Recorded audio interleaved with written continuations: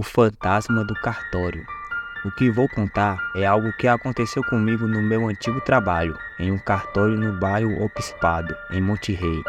Curiosamente, nunca me senti estranha, nem sequer assustada, até aquela tarde que parecia completamente normal. A tarde da qual vou falar, tudo estava correndo como de costume. Já não havia mais clientes e os últimos colegas estavam se despedindo aos poucos, até que fiquei sozinha em uma das mesas, num canto. Subi para pegar alguns documentos e, enquanto revisava os papéis, comecei a ouvir uns ruídos que vinham de trás de uma porta trancada, com cadeado. Desde que comecei a trabalhar lá, meus colegas haviam comentado que coisas estranhas aconteciam naquele lugar, mas nunca dei atenção, já que não acreditava muito no paranormal, porque nunca havia me acontecido nada, mas ouvi claramente um choro que vinha de dentro daquela porta. Parecia o choro de uma criança. Senti pânico, porque os lamentos ficavam cada vez mais claros, sem deixar espaço para minha imaginação. Então, com muito medo, me aproximei da porta, tentei abri-la e perguntei quem estava lá, mas o choro parou de repente. Nesse momento, respirei aliviada, entendendo que havia sido minha mente, talvez meu cérebro cansado pelo trabalho, e me preparei para voltar à minha mesa, terminar o que estava fazendo e ir embora. Me deixe sair! Algo atrás de mim me parou. Uma voz, me deixe sair, voltou a dizer. E era claro, muito claro, que a voz vinha de dentro daquele quarto, sempre fechado, um lugar que eu não sabia o que continha, mas que definitivamente não deveria ser um lugar para uma criança. Desci correndo até minha mesa, enviando uma mensagem para um colega perguntando se o que eu estava ouvindo fazia parte do que os havia assustado por anos, o que fazia com que eles não gostassem de subir quando já não havia ninguém no cartório. Enquanto ela me respondia, sentei-me para pegar minhas coisas.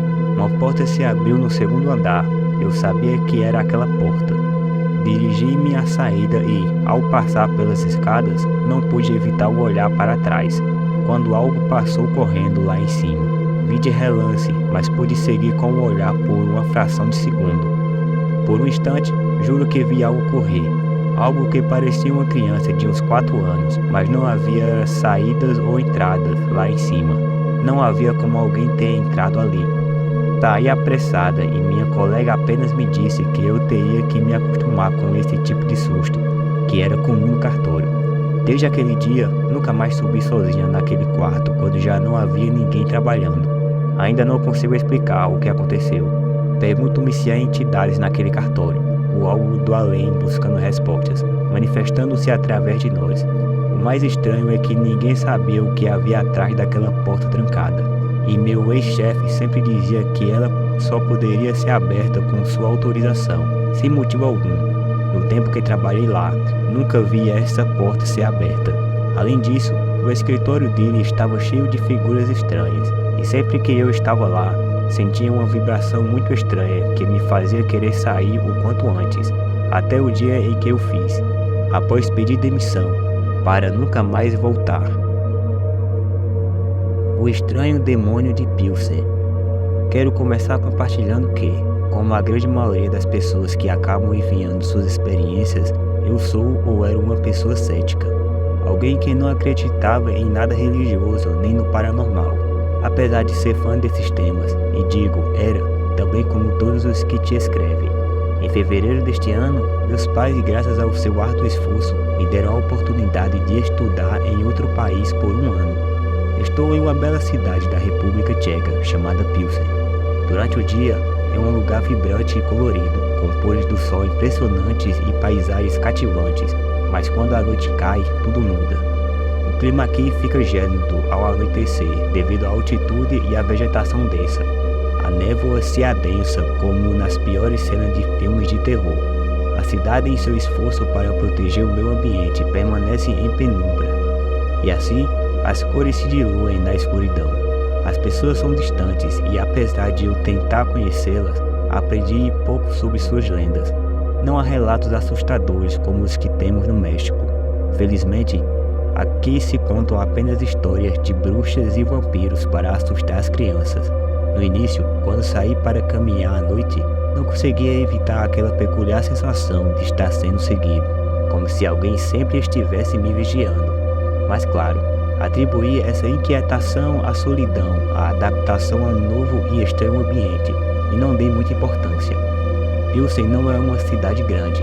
Caminhar de um extremo ao outro não leva mais de 1h30. No terceiro dia após minha chegada, ao iniciar minha caminhada noturna, à distância avistei uma figura. Com pouca luz, a silhueta era inconfundivelmente humana, mas havia algo inquietante. Vestia uma calça e uma jaqueta incomumente longas, como se quisesse se cobrir totalmente do frio do lugar. A barba que descia por seu rosto chegava além de suas cinturas, e suas mãos esqueléticas pareciam ossos, terminando em unhas longas e afiadas. O mais estranho era seus pés descalços, que terminavam em algo semelhante a garras, lembrando-me as de um urso. Talvez tenha decidido ignorar os detalhes e continuei meu caminho. Aqui é peculiar, eles têm uma lei que proíbe o barulho depois das 10 da noite, que resulta em um silêncio bastante agradável, mais prazeroso para mim do que usar fones de ouvido com minhas músicas favoritas. No entanto, esse silêncio tem certas interrupções, o eco de conversas distantes, o som de carros à distância e até o bater das asas de morcego sobrevoando a cidade. No meio do caminho, cruzei uma ponte onde as vibrações dos trens sempre me fascinaram. Enquanto esperava um trem passar, interrompendo a calma, ouvi um som inquietante, algo que parecia garras se arrastando como se um animal estivesse caminhando atrás de mim. Na minha ingenuidade, pensei que fosse um cachorro, embora soubesse que não há muitos cães de rua aqui. O som se transformou, agora era passos descalços correndo sobre o chão úmido da névoa. Assustado, tentei pensar se deveria ajudar alguém em apuros. No entanto, assim que refleti, um trem cruzou a ponte, como se estivesse zombando de meus medos. E foi então que, ao olhar para as vias, eu o vi. A figura estava lá, imóvel, observando-me fixamente. O medo me paralisou antes que eu pudesse reagir. O trem terminou de passar e, ao olhar novamente, já não havia ninguém. A figura havia desaparecido.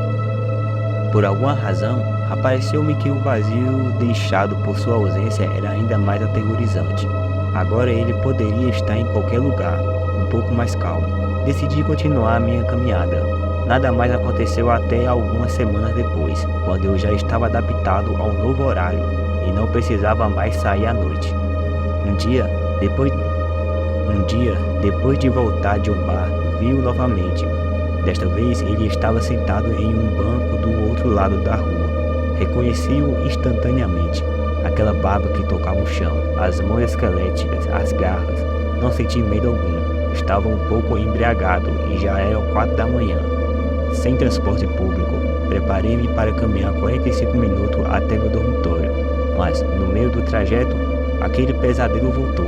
Ouvi passos descalços atrás de mim, e enquanto o mundo se calava, o som se aproximava. O eco incessante que imediatamente me encheu de terror. Corri até não poder mais, sentindo o medo impulsionar minhas pernas. Quando parei apoiado contra uma parede, uma voz interna continuava ecoando. Se um espírito ou fantasma está por perto, xingue-o, xingue-o. Como minha tia sempre dizia, era a única coisa que me veio à mente. Milagrosamente o som cessou. Usei minhas últimas forças para chegar ao meu quarto. Caí exausto na cama e adormeci profundamente. Nada mais aconteceu até alguns dias depois, enquanto eu pensava sobre aqueles encontros convencido, ou tentando me convencer de que tudo havia sido um truque da minha mente. No entanto, as noites de insônia voltaram e decidi sair para caminhar. Na mesma rua onde eu havia me apoiado ao fugir, um cheiro de putrefação me sobrecarregou. Há algo morto por perto. Pensei, procurei a origem, mas o cheiro estava em toda a rua. Mesmo assim, continuei ansioso por chegar à praça principal, onde a luz eliminaria a sensação de perigo. Mas, naquela noite, a praça estava deserta e estranhamente vazia, sem uma alma sequer para me acampar. Encontrei um banco e acendi um cigarro. O medo se tornava insuportável, como se uma força sombria estivesse me vigiando. Foi então que encontrei um banco e acendi um cigarro. Foi então que eu vi um balbucio ininteligível no início, até que consegui distinguir uma palavra: Oate. O medo se intensificou, mas me obriguei a continuar caminhando em direção à ponte, que até aquela noite havia sido meu refúgio. Quando me aproximei, na densa neblina, sob uma luz fraca que mal iluminava a área, lá estava ele, parado, talvez me esperando. O terror me invadiu, não me atrevi a me aproximar. O cheiro de decomposição retornou, insuportável, constante. Decidi caminhar o mais rápido possível até a segurança do meu dormitório, mas naquela noite fiquei acordado, a paranoia me consumindo. Na manhã seguinte, embora cansado enquanto atravessava as ruas para ir às aulas, notei uma grande quantidade de policiais e bombeiros em torno dos trilhos do trem. Quando cheguei à cafeteria para almoçar, um amigo que verificava seu celular revelou o motivo. Uma ponte havia desabado devido a uma falha estrutural. Poderia ter caído há muito tempo, mas finalmente caiu naquela madrugada. Meu coração parou por um minuto. Perguntei rapidamente qual ponte havia desabado, e era justamente a ponte que eu costumava atravessar no caminho para casa. Fiquei mudo, sem conseguir articular uma palavra. Depois do almoço, voltei a perguntar ao meu amigo sobre o balbúcio que ouviu na praça, já que ele fala tcheco. Ele me corrigiu. O que eu ouvi foi Odi iti, que significava vá embora em tcheco. Naquele instante, tudo fez sentido. Não sei o que pensar sobre aquela entidade. Talvez eu tenha sido salvo de um destino sombrio. A pergunta é: por quem? Seria um demônio ou o salvador? Um anjo de aparência estranha? Ou simplesmente um vagabundo obcecado por assustar as pessoas? Mas naquela noite teve uma boa intenção. Seja no campo ou na cidade, sempre há lugares que preferimos evitar. Locais onde o ambiente pode parecer mais denso, onde até o mais cético sente aquela estranha vibração percorrer o corpo, como um aviso. E embora tentemos ignorar, há ocasiões em que algo que habita no desconhecido parece não querer nos deixar ir, como se cruzar seu território fosse um convite para que nos sigam, para que o paranormal se apresente em nossas vidas. Uma tarde, 2 amigos e eu decidimos ir até uma dessas cachoeiras com a intenção de nos divertir, jogar pedras e passar o tempo. A verdade é que a viagem da minha casa até a cachoeira foi muito longa, mais longa do que de costume. Embora conhecêssemos bem o caminho, dessa vez levou cerca de 2 horas para chegar.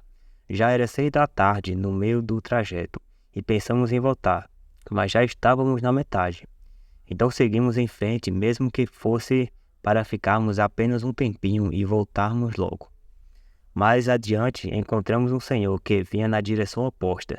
Ele parecia assustado, talvez pensasse que faríamos algo a ele. Eu temia algo do que iria nos alertar. Ele nos disse com uma voz trêmula: rapazes, tomem cuidado, porque o menino anda por lá hoje. Não se aproximem das cachoeiras, não cheguem perto. Rimos um pouco da advertência, como se fôssemos de fora. Nós já tínhamos passado muitas vezes por aqueles caminhos, até a noite, e os conhecíamos bem. Não seria uma história dessas que iria nos assustar. Mas em seguida, algo ainda mais estranho aconteceu. Algo que deveria ter sido um sinal suficiente de que aquela tarde não deveríamos continuar. Muito perto do caminho, encontramos uma casinha, ou pelo menos parecia uma estrutura de um único cômodo, com as paredes cobertas de plantas, como se estivesse ali há muito tempo. O curioso é que essa construção não estava lá antes. De fato, um dos meus amigos havia passado por ali na semana anterior. Apesar de acharmos estranho, seguimos caminho até chegar à cachoeira, justo ao entardecer. Lá, o ambiente ficou frio, pesado, e embora pareça estranho, tudo parecia ficar cinza, tudo foi perdendo a cor. Em certo momento, pensamos ter visto algo submergir a vários metros de nós, na água, algo grande, como uma mancha negra. A verdade é que não sei se meus amigos viram ou, como eu, preferiram ignorar. Nós continuamos brincando e aproveitando o entardecer. Quando o sol finalmente se pôs, decidimos voltar, mas então ouvimos os 3, ao mesmo tempo, um grito. Era como se muitas vozes falassem atrás da cachoeira. procuramos ao redor, mas não havia nada, então fomos embora. Agora sim, nervosos e confusos. No caminho de volta, chegamos a uma rodovia de 2 faixas que precisávamos cruzar. Era perigoso aquela hora, pois precisávamos sair do meio do mato em uma curva para cruzar para o outro lado. De repente, passaram alguns caminhões e um carro e corremos para o outro lado, mas um dos meus amigos não conseguiu avançar. Quando cruzamos e não o vimos, olhamos para trás e o vimos ao longe, caído entre os galhos. Corremos de volta para ele. Ele estava chorando. Disse que algo ou alguém o tinha segurado pelo braço, vindo das árvores, e o fez cair no chão. Ele contou que sentiu que o puxavam em direção aos galhos e que o soltaram quando voltamos para ele. Nós o levantamos e vimos que ele tinha muitos cortes na mão e no antebraço. Então agora sim, bastante assustados, corremos de volta pela rodovia e cobrimos seus ferimentos com uma camisa. Não sei se era o medo ou os nervos à flor da pele, mas juro que eu ouvia algo nos seguindo por entre as árvores. Estava tão escuro que não podíamos ver nada. Quando finalmente vimos as luzes dos primeiros ranchos ao longe, sinal de que estávamos chegando ao povoado, começamos a correr ainda mais rápido. E embora meus amigos não tenham ouvido, eu ouvi, ao longe entre a entrada escura de onde vínhamos. Ouvi como se alguém gritasse: "Não me deixem, não me deixem." Quando chegamos, nos acalmamos e conversamos um pouco sobre o ocorrido. Meu amigo, com a mão já enfaixada, disse que estava queimando e nos contou que aquilo que o havia segurado pelo braço tinha uma mão muito grande, tão grande que cobria todo o seu antebraço. Depois disso, nos preparamos para dormir. Meus amigos moram muito longe e já era tarde.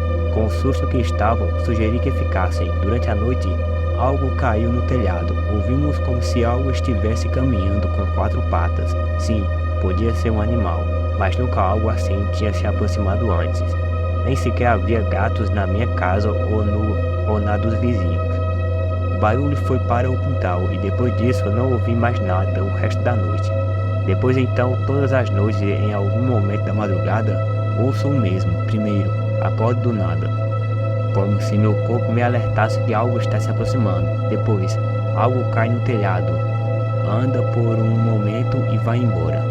Vocês acham que o velho que encontramos tinha razão? Acham que o menino nos seguiu e agora sabe onde fica minha casa? Neste momento, enquanto escrevo isso, está andando lá em cima no telhado de novo, como se estivesse esperando eu sair. O índiozinho de madeira.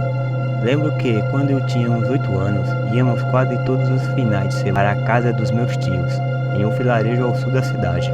Era um lugar grande, antigo, com aquele ar das antigas fazendas. Minha irmã mais velha, Paola, e eu sempre brincávamos no jardim dos fundos. Um espaço enorme cheio de plantas que pareciam engolir tudo ao seu redor. Nós adorávamos explorá-lo, encontrar insetos ou pequenos esconderijos, mas uma tarde foi diferente. Lembro que estávamos procurando pedras para fazer uma espécie de casa secreta entre as plantas, quando vimos algo que não tínhamos notado antes. Parecia estar enterrado há muito tempo, e nós o desenterramos. Era uma pequena figura rústica, esculpida em madeira, de um homenzinho. Paola o chamou de índiozinho, porque parecia um ídolo pré-hispânico, e assim passamos a chamá-lo, de forma incorreta, claro. Eu não sabia se achava engraçado ou assustador. Ele tinha algo estranho, um olhar vazio, e apesar de não ser maior que a palma da minha mão, parecia muito pesado. Deixávamos ali entre alguns vasos, e tudo de ruim começou logo depois. Ficamos sabendo de algo que havia acontecido com meus tios recentemente, desde nossas últimas visitas. A casa parecia estranha. Eles diziam que havia barulhos à noite, mas não era só isso. Meus tios e primos juravam ter visto um índio enorme, com traços rústicos, como o ídolo, caminhando pela sala no escuro, desaparecendo quando acendia a luz. No início, Paola e eu achamos que era uma piada, uma exageração dos adultos. Mas as coisas ficaram sérias quando meu avô, que morava com eles, ficou gravemente doente. Ninguém entendia o que estava acontecendo, mas a saúde dele piorava dia após dia. Uma noite, quando meus tios estavam no hospital com meu avô, decidimos voltar para casa. Ninguém sabia que estávamos lá. Foi coisa de criança, com aquela mistura de curiosidade e medo que te leva a fazer o que os adultos nunca ousariam. Corremos até o jardim, procuramos entre as plantas, no lugar onde havia escondido o ídolo. Não foi difícil encontrá-lo, mas dessa vez senti um calafrio ao tocá-lo, como se algo mais estivesse ali conosco. Não sei por que fizemos isso, não combinamos, mas levamos o ídolo até onde o encontramos e o enterramos novamente. Paola sugeriu que talvez estivéssemos liberando algo ao tê-lo tirado de lá.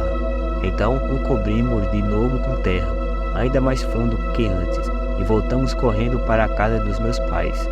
O que aconteceu depois, comunidade, ainda me custa acreditar.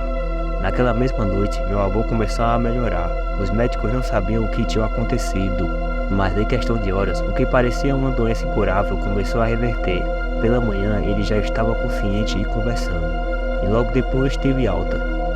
O mais estranho foi que os fenômenos na casa também pararam. Não havia mais homens nos quartos, nem índios na sala. A calma voltou. Até hoje, Paola e eu nos perguntamos se tudo foi uma coincidência ou se o índiozinho tinha algo a ver com isso. E novamente desculpem por chamá-lo assim, mas são as palavras que usamos naquela época. Talvez nunca saibamos, mas essa história ficou conosco como uma dessas memórias que te perseguem a vida toda, mesmo que você tente deixá-las enterradas.